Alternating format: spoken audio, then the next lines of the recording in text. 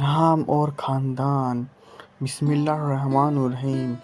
پیارے نبی صلی اللہ علیہ وسلم کے دوسرے خلیفہ کا اصل نام عمر رضی اللہ عنہ تھا۔ کنیت ابو حفص اور لقب فاروق اعظم تھا۔ فاروق کے معنی ہے اچھائی اور برائی میں فرق کرنے والا۔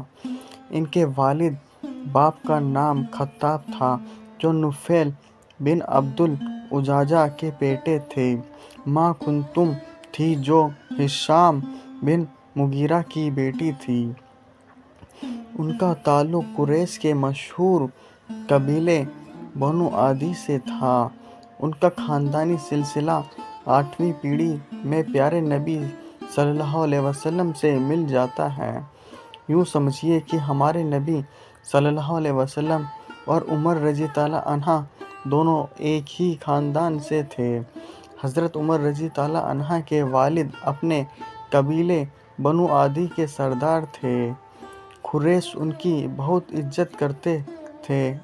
آپس میں جب کوئی جھگڑا ہو جاتا یا کوئی اور معاملہ ہوتا تو اسے طے کرنے کے لیے ان ہی کے پاس بھیجا جاتا۔